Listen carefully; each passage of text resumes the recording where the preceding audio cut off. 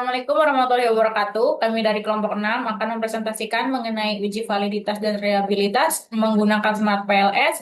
Sebelum masuk ke prakteknya, izin memperkenalkan diri. Nama saya Rizka Fitri Mulia. Nama saya Ramalin Oktavia. Saya cenderung berasumsi mungkin asesnya pembersihan apa. Nama saya Dwi Dela Melia. Baik, untuk materi selanjutnya kita akan menjelaskan itu apa tujuan dan yang lain-lainnya akan dipresentasikan oleh pemateri pertama. Oke, materi pertama yaitu tentang Smart PLS ada definisi sama keunggulan dari fitur Smart PLS.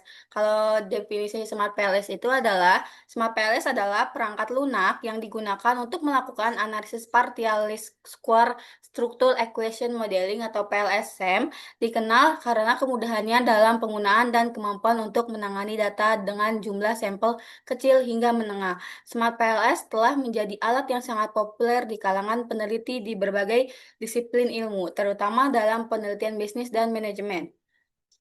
Selanjutnya yaitu ada keunggulan dan fitur Smart PLS. Beberapa keunggulan utama Smart PLS ada 4, yaitu kemudahan penggunaan, kedua kemampuan untuk menangani data, ketiga menghasilkan model yang efisien, keempat analisis model prediksi dan konfirmasi. Nah, yang pertama itu kemudahan penggunaan data. Kemudahan penggunaan data, Smart PLS dirancang dengan antarmuka penggunaan grafis yang ramah, memungkinkan peneliti yang tidak memiliki latar belakang teknis yang kuat untuk menggunakan perangkat lunak ini dengan mudah. Kedua, kemampuan untuk menangani data yang tidak normal. Smart PLS sangat berguna untuk data yang tidak memenuhi asumsi normalitas yang ketat, memungkinkan penggunaan PLSM untuk data yang lebih beragam.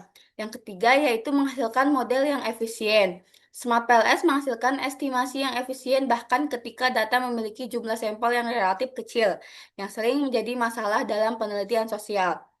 Yang keempat atau yang terakhir ada analisis model prediksi dan konfirmasi. Smart PLS dapat digunakan untuk kedua jenis model. Pertama, model yang lebih fokus pada prediksi, misalnya untuk analisis jalur. Yang kedua yaitu serta model konfirmasi yang menguji teori atau hipotesis tertentu. Oke, akan dilanjutkan oleh pemateri kedua.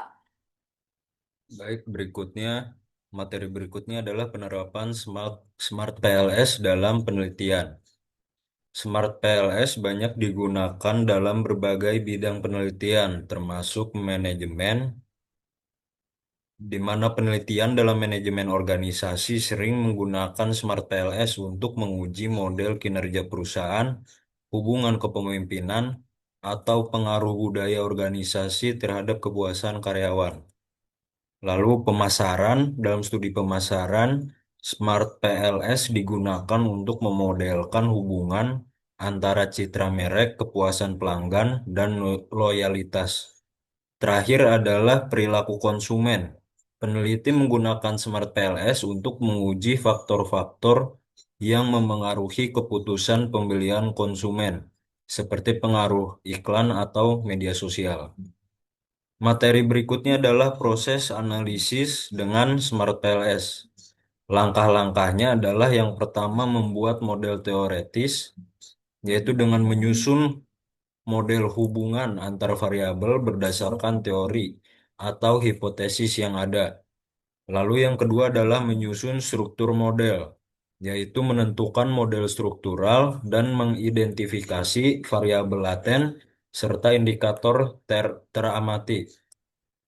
Yang ketiga adalah estimasi model, yaitu menjalankan estimasi PLS-SEM untuk memperoleh hasil parameter yang diinginkan. Lalu yang keempat adalah evaluasi model, yaitu mengevaluasi kesesuaian model dengan data, menguji reliabilitas dan validitas konstruk, serta melakukan pengujian statistik. Berikutnya adalah pemateri selanjutnya.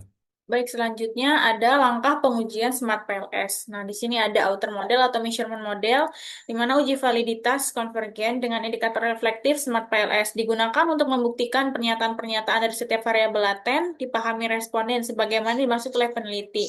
Nah, maksudnya itu mengukur tingkat ketepatan dan kecermatan indikator yang digunakan untuk mencerminkan konstruk. Adapun ketentuannya itu menurut Latam tahun 2015, penelitian konfirmatori nilai loading factory-nya harus lebih besar dari 0,708 dan penelitian exploratory nilai loading faktornya harus lebih besar dari 0,6 dan nilai average variance extract atau AVE itu kurang lebih harus lebih besar dari 0,5. Nah, menurut Chin tahun 1998 penelitian tahap awal dari pengembangan skala pengukuran nilai loading faktornya 0,5 sampai 0,6 dianggap telah memenuhi syarat. Kemudian, uji validitas diskriminan digunakan untuk membuktikan bahwa pernyataan-pernyataan setiap variabel laten tidak dikacaukan oleh responden yang menjawab kuesioner berdasarkan pernyataan-pernyataan pada variabel laten yang lainnya. Adapun ketentuannya yaitu nilai AVE dari varians rata-rata yang diekstraksi harus lebih tinggi dari korelasi variabel laten tersebut menurut Koch dan Lins tahun 2012. AVE digunakan untuk mengetahui tercapainya syarat validitas diskriminan. Kemudian ada nilai heterotrait monotrade ratio atau HTMT itu harus kurang dari 0,9 merupakan metode alternatif yang direkomendasikan untuk menilai validitas diskriminan.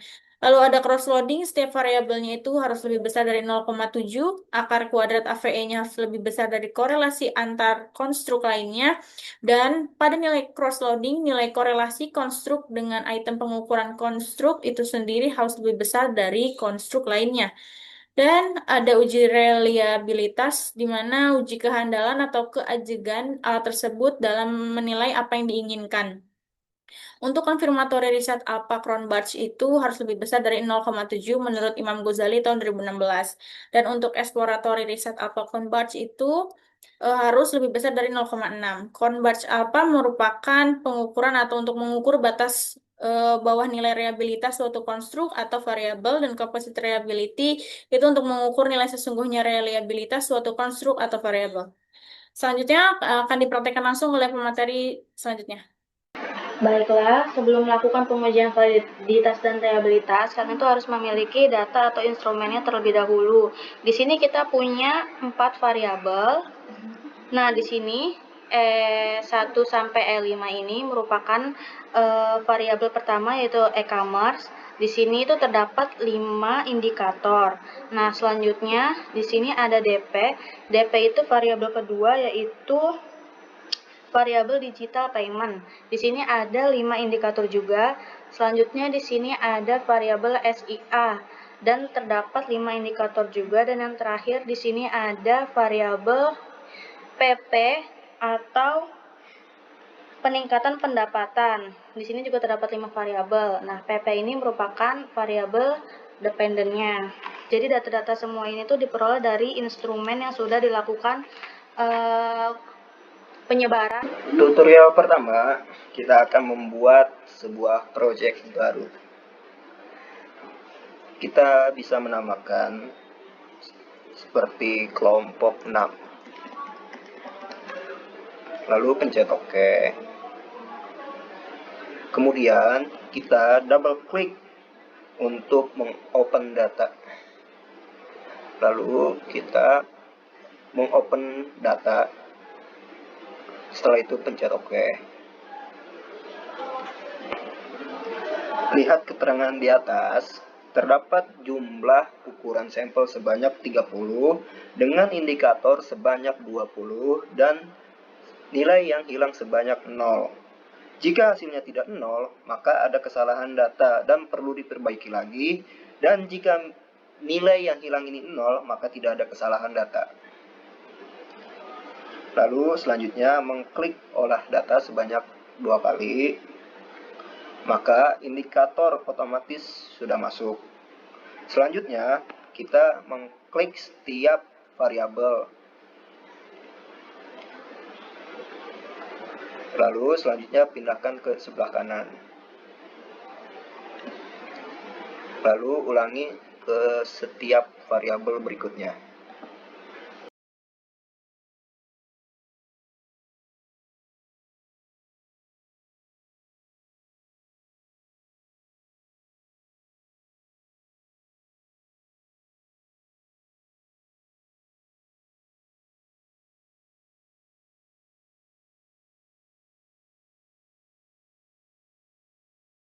Kita akan mengubah tata letak ini agar terlihat rapi. Seperti ini.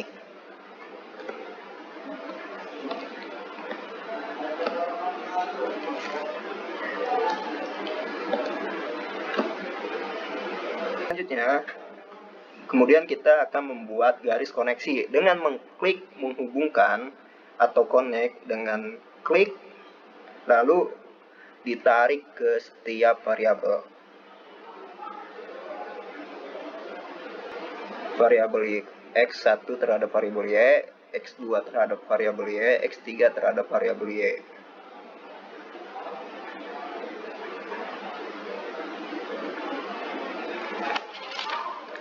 Selanjutnya, kita akan merename dengan mengklik pilih atau select,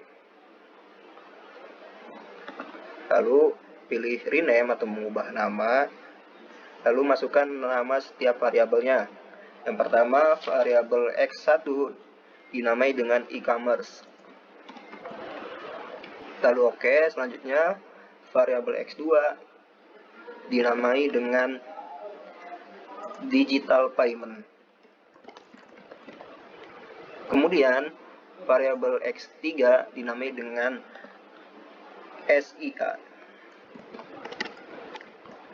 Dan terakhir variabel Y dinamai dengan peningkatan pendapatan.